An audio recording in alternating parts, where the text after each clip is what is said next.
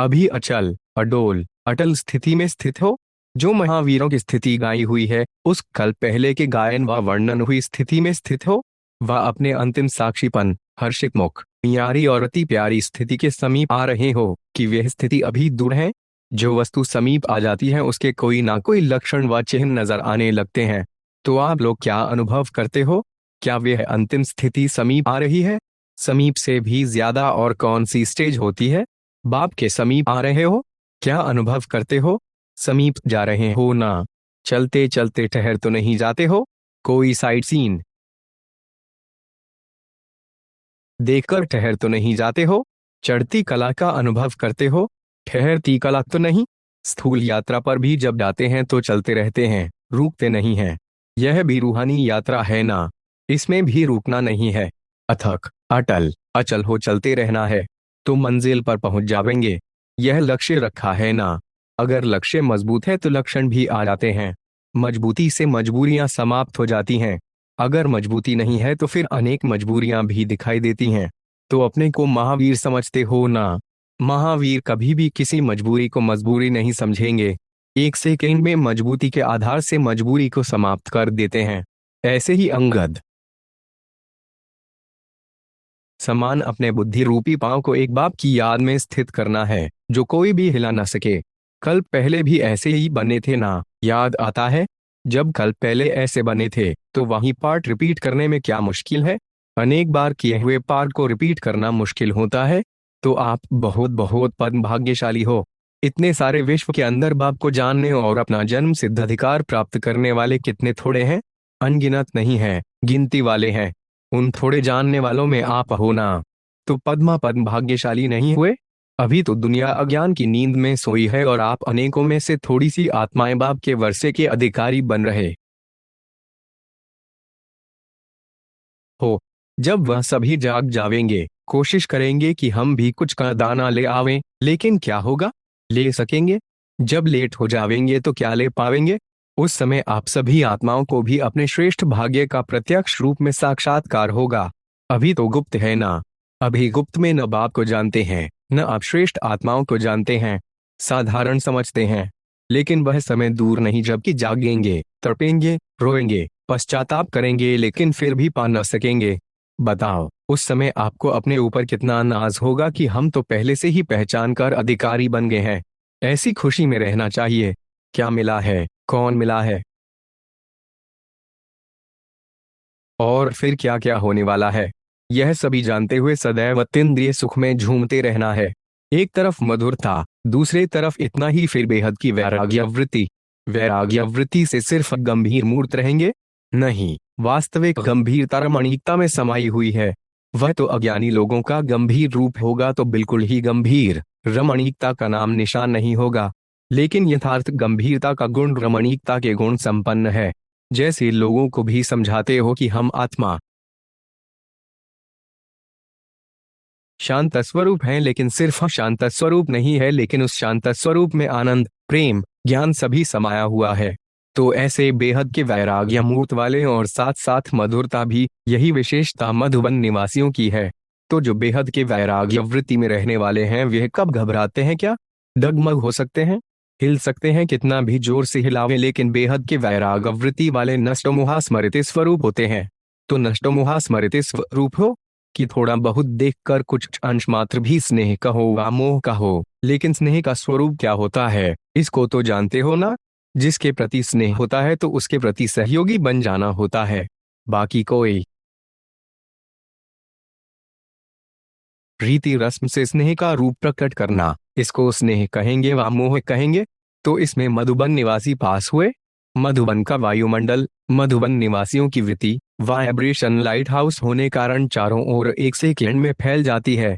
जो आत्मा की मुख्य शक्तियां वर्णन करते हो, मन, बुद्धि और संस्कार, दाश, इन तीनों स्वयं की शक्तियों के ऊपर विजयी अर्थात अधिकारी बने हो। अपनी शक्तियों के अधीन तो नहीं होते हो। जो विश्व की सेवा के निमित्त बने हुए हैं, उन्हों की यह स्थिति तो सहज और स्वतः ही होगी ना? वा पुरुषार्थ कर स्थित होना पड़ता है। पुरुषार्थ की सिद्धि का अनुभव अपने में करते जा रहे हो। वा संगम का समय सिर्फ पुरुषार्थ का ही है और सिद्धि भविष्य की बात है। संगम पर ही सिद्धि स्वरूप व मास्टर सर्वशक्तिवान स्वरूप अनुभव करना है व नहीं, अभी से ही अनुभव करना है व अंत में कुछ थोड़ा समय करना है, सिर्फ उम्मीदों के सितारे ही रहना है। अभी से सिद्धि स्वरूप अनुभव होना चाहिए। सिद्धि तब प्राप्त होगी जब स्वयं के सर्व अधिकार प्राप्त होंगे। मन, बुद्धि और संस्कार तीनों को स्वयं जैसा चाहे वैसा चला सकें, ऐसा अब हो तब ही अन्य आत्माओं के मन, बुद्धि व संस्कारों को चेंज कर सकेंगे। अगर स्वयं को चेंज करने में समय लगता है व सदा विजयी है तो औरों को विजयी बनाने में समय और शक्ति ज्यादा लगानी पड़ती है। सर्विस आप सभी की स्थिति का आईना है। कौन सी स्टेज बनाई है, कहां तक पहुंचे हो, सर्विस अच्छी लगती है, खुश होकर गिना। सभी से ज्यादा खुशी किसको हुई? सर्विस की सिद्धि को देखकर खुशी हुई। बाप का परिचय लेकर गे। जैसे ब्राह्मण आत्माओं में मेजॉरिटी की स्टेज में विशेष विशेष गुण प्रसिद्ध दिखाई पड़ते हैं, एक प्योरिटी और दूसरा स्नेह। इन दो बातों में मेजॉरिटी पास है। ऐसे ही सर्विस की रिजल्ट में स्नेह और प्योरिटी यह स्पष्ट दिखाई देता है अथवा आने वाले अनुभव करते हैं। लेकिन जो नवीनता व नॉलेज में विशेषता है, वे नॉलेजफुल स्टेज व मास्टर सर्वशक्तिवान की स्टेज व सर्वशक्तिवान बाप की प्रैक्टिकल कर्तव्य की विशेषता विशेष रूप से जो अनुभव करने का है, वे अभी कमी है। शक्ति अवतार जो नाम बाला होना है, वे शक्ति रूप का व सर्वशक्तिवान बाप का पूरा परिचय अनुभव करते हैं। आपके जीवन से प्रभावित हुए, स्नेह और सहयोग से प्रभावित हुए, लेकिन श्रेष्ठ नॉलेज और नॉलेजफुल के ऊपर इतना प्रभावित हुए जैसे निमित्त बने हुए ब्राह्मण स्वयं शक्ति रूप का अनुभव अपने में भी परसेंटेज में करते हैं। ऐसे ही सर्विस के आईने में शक्ति रूप का अनुभव स्नेह और सहयोग की तुलना में कम करते हैं। जो कुछ चल रहा है, जो कर रहे हो, वह ड्रामा प्रमाण बहुत अच्छा है, लेकिन अभी समय प्रमाण, समीपता के प्रमाण शक्ति रूप का प्रभाव स्वयं शक्ति रूप हो दूसरों के ऊपर डालेंगे तब ही अंतिम प्रत्यक्षता समीप ला सकेंगी। शक्ति का झंडा लहराओ। कोई भी व्यर्थ स्मृति आती है, देह व देह के संबंध, देह के पदार्थों की स्मृति को परिवर्तन करना आ जाए तो परिपक्व स्थिति नहीं बन जाएगी। ऐसे ही वृत्ति व दृष्टि को परिवर्तन करना आ जाए, संपर्क का परिवर्तन करना आ जाए तो संपूर्णता के समीप आ जाएंगे ना। परिवर्तन करने का तरीका नहीं आता है। देह की दृष्टि के बजाय दही की दृष्टि परिवर्तन करना, व्यक्त संपर्क को अव्यक्त लौकिक संपर्क में परिवर्तन करना, इसी में ही कमी होने से संपूर्ण स्टेज को नहीं पा सकते। देखना चाहिए कि प्रकृति में भी परिवर्तन करने की शक्ति है। साइंस प्रकृति की शक्ति है। जब प्रकृति की शक्ति साइंस वस्तु को एक सेकंड में परिवर्तन कर सकती है, गर्म को शीतल, शीतल को गर्म बना सकती है, साइंस में यह शक्ति है ना। गर्म वातावरण को शीतल और शीतल वातावरण को गर्म बना देती है। प्रकृति की पावर वस्तु को परिवर्तन कर सकती है, तो परमात्म शक्ति या श्रेष्ठ आत्मा की शक्ति अपनी दृष्टि, वृत्ति को परिवर्तन नहीं कर पाती है। अपनी ही वृत्ति, अपनी ही दृष्टि परिवर्तन न कर सकने के कारण अपने लिए विघ्न रूप बन जाते हैं। जबकि प्रकृति आपकी रचना है, आप तो मास्टर रचिता हो ना। तो सोचो, जब मेरी रचना में यह पावर है और मुझ मास्टर रचिता में यह पावर नहीं हो, यह श्रेष्ठ आत्मा का लक्षण है। आज प्रकृति की पावर एक सेकंड में जो चाहे वह प्रैक्टिकल में करके दिखाती है। इसलिए आज की भटकी हुई आत्माएं परमात्म शक्ति, ईश्वरीय शक्ति व साइलेंस की शक्ति को प्रैक्टिकल सबूत रूप में अर्थात प्रमाण रूप में देखना चाहते हैं। कोई अपकार करे, आप एक सेकंड में अपकार को उपकार में परिवर्तित कर लो। कोई अपने संस्कार व स्वभाव के रूप में आपके सामने परीक्षा के रूप में आवे, लेकिन आप सेकंड में अपने श्रेष्ठ संस्कार, एक की स्मृति से ऐसी आत्माओं के प्रति भी रहम दिल के संस्कार व स्वभाव धारण कर सकते हो। कोई देहधारी दृष्टि से सामने आए, आप एक सेकंड में उनकी दृष्टि को आत्मिक दृष्टि में परिवर्तित कर लो। कोई गिराने की वृत्ति से व अपने संग दोष मिलाने की दृष्टि से सामने आवे, तो आप उनको सदा श्रेष्ठ संग के आधार से उसको भी संग दोष से निकाल श्रेष्ठ संग लगाने वाले बना दो। ऐसी परिवर्तन करने की युक्ति आने से कब भी विघ्न से हार नहीं खाएंगे। सर्व संपर्क में आने वाले आपकी इस सूक्ष्म श्रेष्ठ सेवा पर बलिहार जावेंगे। जैसे बाप आत्माओं को परिवर्तित करते हैं तो बाप के लिए शुक्रिया गाते हो, बलिहार जाते हो। ऐसे सर्व संपर्क में आने वाली आत्माएं आप लोगों का शुक्रिया मानेंगी। एक ही सहज युक्ति है ना। वैसे भी कोई भी बात, कोई दृश्य, कोई भी चीज परिवर्तन तो होनी ही है। यह ड्रामा ही परिवर्तनशील है। लेकिन जैसे लोगों को कहते हो कि विनाश तो होना ही है, मुक्ति धाम में तो सभी को जाना ही है, लेकिन अगर विनाश के पहले ज्ञान योग के आधार से विकर्म विनाश कर देंगे तो सजाओं से छूट जावेंगे। जाना तो है ही, फिर भी जो करेगा सो पावेगा। इस प्रकार हर बात परिवर्तित होनी है, लेकिन जिस समय आपके सामने वह बात विघ्न रूप बन जाती है, उस समय अपनी शक्ति के आधार से एक सेकंड में परिवर्तित कर दिया तो उस पुरुषार्थ करने का फल आपको प्राप्त हो जाएगा। परिवर्तन तो होना है, लेकिन सही रूप में, श्रेष्ठ रूप में परिवर्तन करने से श्रेष्ठ प्राप्ति होती है। समय के आधार पर परिवर्तन हुआ तो प्राप्ति नहीं होगी। जो विघ्न आया है समय प्रमाण जावेगा जरूर, लेकिन समय से पहले अपने परिवर्तन की शक्ति से पहले ही परिवर्तन कर लिया तो इसकी प्राप्ति आपको ही हो जाएगी। तो यह भी नहीं सोचना कि जो आया है वह आप ही चला जाएगा। वह इस आत्मा का जितना हिसाब किताब होगा वह पूरा हो ही जाएगा। वह समय आप ही सभी को सिखलावेगा। नहीं, मैं करूंगा मैं पाऊंगा, समय करेगा तो आप नहीं पावेंगे। वह समय की विशेषता हुई, ना कि आपकी। समय पर जो भी बात स्वतः होती है उसका गायन नहीं होता, लेकिन बिना समय के आधार से कोई कार्य करता है तो कमाल गाई जाती है। मौसम के फल की इतनी वैल्यू नहीं होती है, लेकिन उस फल को बगैर मौसम प्राप्त करो तो वैल्यू हो जाती है। तो समय आप ही संपूर्ण बना देगा, यह भी नहीं। संपूर्ण बन समय को समीप लाना है। समय रचना है, आप रचिता हो। रचिता रचना के आधार पर नहीं होते, रचिता रचना को अधीन करते हैं। तो ऐसे परिवर्तन करने की शक्ति धारण करो। आज एक छोटी सी मशीनरी चीज को कितना परिवर्तन कर देती है। बिल्कुल बेकार चीज काम वाली बना देती है, पुरानी को नया बना देती है। तो आपकी सर्वश्रेष्ठ शक्ति की सूक्ष्म मशीनरी अपनी वृत्ति दृष्टि व दूसरे की वृत्ति दृष्टि को परिवर्तित नहीं कर सकती। फिर यह कभी मुख से न निकलेगा कि यह हुआ यह हुआ। कोई बहाना नहीं लगावेंगे, यह भी बहाने हैं। अपने आप को सिर्फ रखने के भिन्न भिन्न बहाने होते हैं। सुनाया था ना कि संगमय युग में ब्राह्मणों को सभी से जास्ती यह बाजी आती है। इसी से ही परिवर्तन करना है, सर्व के संस्कारों को बदलना है। यही लक्ष्य ब्राह्मणों की जीवन का आधार है। दूसरे बदले तब हम बदलें, ऐसे नहीं। हम बदल कर औरों को बदलें, सदा इसमें अपने को आगे करना चाहिए। दूसरा बदले न बदले, मैं बदल जाऊंगी तो दूसरा स्वतः ही बदल जाएगा। तो आप बदलने वाले हो, विश्व को परिवर्तन करने वाले हो, न कि कोई बात में स्वयं परिवर्तित होने वाले हो। ऐसा लक्ष्य सदा स्मृति में रखते हुए अपने आप को परिपक्व बनाओ। अब समय समीपता की घंटियां बजा रहा है। आप लोग भी जोर शोर से बाप के परिचय का प्रत्यक्ष सबूत दिखाने का पुरुषार्थ करो। जो पालना ली है उस पालना का फल दिखाओ। सभी अपने को संपूर्ण बनाने के पुरुषार्थ में चल रहे हो। संपूर्ण मूर्त बनने के लिए मुख्य चार विशेषताएं धारण करनी हैं, जिससे सहज ही संपूर्ण मूर्त बन सकते हो। जैसे औरों को योग की स्थिति में सदा एक रस स्थिति में स्थित होने के लिए चार मुख्य नियम स्तंभ के रूप में दिखाते हो व बताते हो, ऐसे ही सदा संपूर्ण मूर्त बनने के लिए यह चार विशेषताएं स्तंभ के रूप में हैं। वह कौन सी हैं? दश एक, ज्ञान मूर्त; दो, गुण मूर्त; तीन, महादानी मूर्त; और चार, याद मूर्त अर्थात तपस्वी मूर्त। यह चारों ही विशेषताएं अपने में लाने से संपूर्ण स्थिति बना सकते हो। अब यह देखो कि अपनी मूर्त में यह चारों ही विशेषताएं प्रत्यक्ष रूप में अनुभव होती हैं व अन्य आत्माओं को भी दिखाई देती हैं। ज्ञान मूर्त अर्थात सदैव बुद्धि में ज्ञान का सुमिरन चलता रहे, सदैव वाणी में ज्ञान के ही बोल वर्णन करते रहे।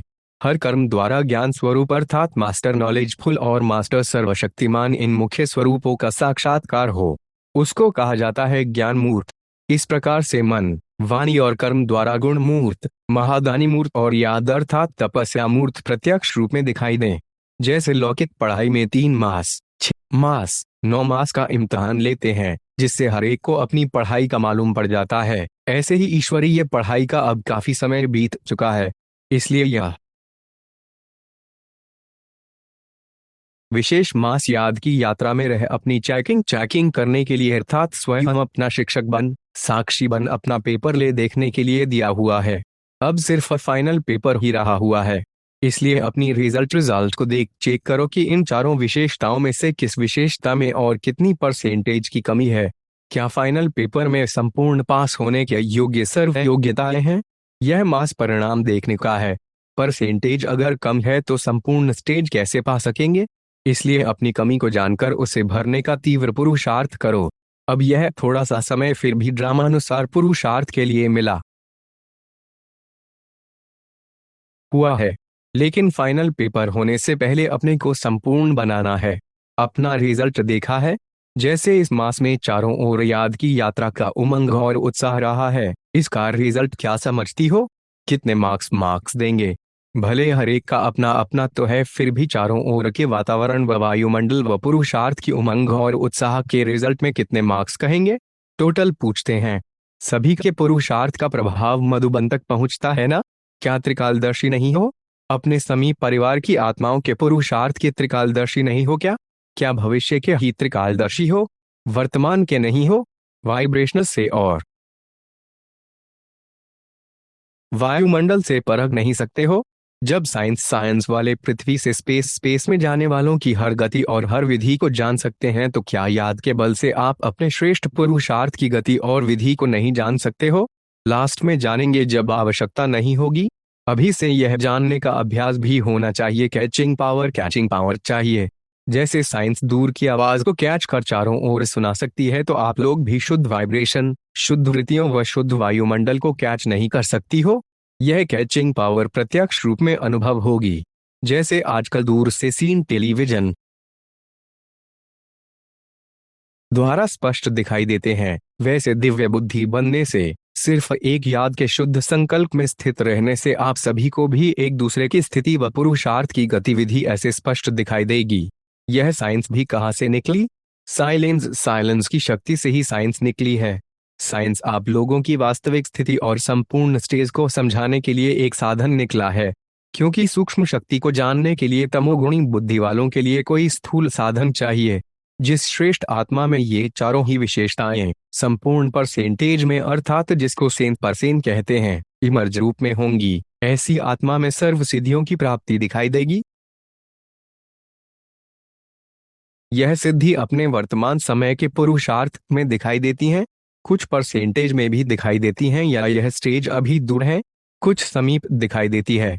जैसे भक्तों को भावना का फल देते हैं, वैसे ही कोई आत्मा भावना रखकर तड़पती हुई आपके पास आए कि जी दान दो व हमारे मन को शांति दो, तो आप लोग उनकी भावना का फल दे सकती हो। उन्हें अपने पुरुषार्थ से जो कुछ भी प्राप्ति होती है वह तो हुआ उनका अपना पुरुषार्थ और उनका फल। लेकिन आपको कोई अगर कहे कि मैं निर्बल हूं, मेरे में शक्ति नहीं है, तो ऐसे को आप भावना का फल दे सकती हो बाप द्वारा। बाप को तो पीछे जानेंगे जबकि पहले उन्हें दिलासा मिले। लेकिन यदि भावना का फल प्राप्त हो सकता है, तब उनकी बुद्धि का योग डायरेक्शन प्रमाण लग सकेगा।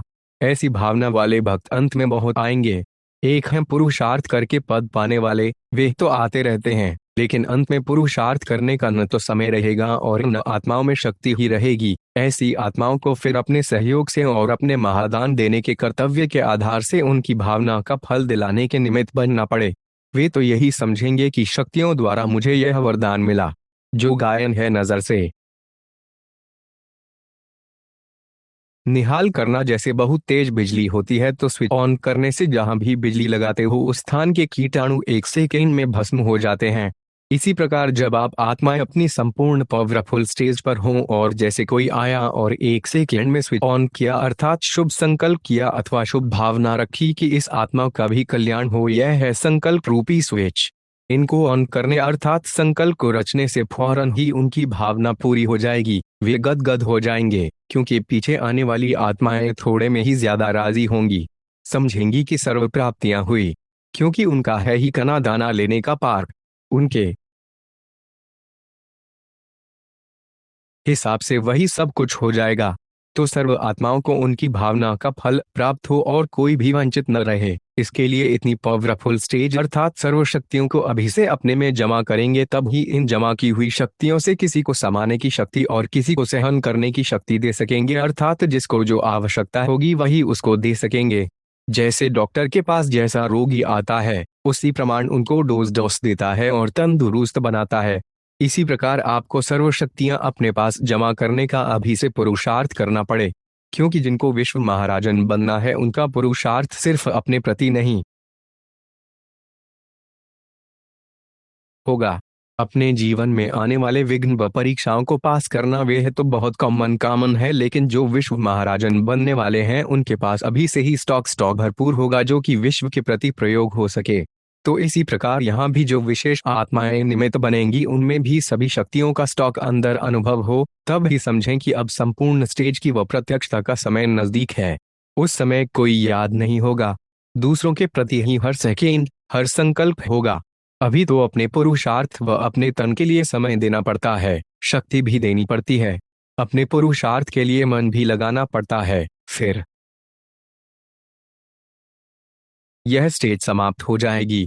फिर यह पुरुषार्थ बदली होकर ऐसा अनुभव होगा कि एक सेकेंड भी और एक संकल्प भी अपने प्रति न जाए बल्कि विश्व के कल्याण के प्रति ही हो। ऐसी स्टेज को कहा जाएगा देश संपूर्ण अर्थात संपन्न। अगर संपन्न नहीं तो संपूर्ण भी नहीं, क्योंकि संपन्न स्टेज ही संपूर्ण स्टेज है। तो ऐसे अपने पुरुषार्थ को और ही महीन करते जाना है। विशेष आत्माओं का पुरुषार्थ भी जरूर न्यारा होगा। तो क्या पुरुषार्थ में ऐसा परिवर्तन अनुभव होता जा रहा है? अभी तो दत्ता के बच्चे दातापन की स्टेज पर आने हैं, देना ही उनका लेना होना है। तो अब समय की समीपता के साथ संपन्न स्टेज भी चाहिए। आप आत्माओं की संपन्न स्टेज ही संपूर्णता को समीप लाएगी। तो आप लोग अभी स्वयं को चेक करें कि जैसे पहले अपने पुरुषार्थ में समय जाता था, अभी दिन प्रतिदिन दूसरों के प्रति ज्यादा जाता है। अपनी बॉडी कॉन्शियस देह अभिमान नेचुरली ड्रामा अनुसार समाप्त होता जाएगा। सरकमस्टांसेस प्रमाण भी ऐसे होता जाएगा। इससे ऑटोमेटिकली सोल कॉन्शियस होंगे। कार्य में लगना अर्थात सोल कॉन्शियस होना। बगैर सोल कॉन्शियस के कार्य सफल नहीं होगा। तो निरंतर आत्म अभिमानी बनने की स्टेज स्वतः ही हो जाएगी। विश्व कल्याणकारी बने हो या आत्म कल्याणकारी बने हो, अपने हिसाब किताब करने में बिजी हो या विश्व की सर्व आत्माओं के कर्म बंधन व हिसाब किताब चुकतू कराने में बिजी हो, किसमें बिजी हो? लक्ष्य रखा है, सदा विश्व कल्याण के प्रति तन मन धन सभी लगाओ।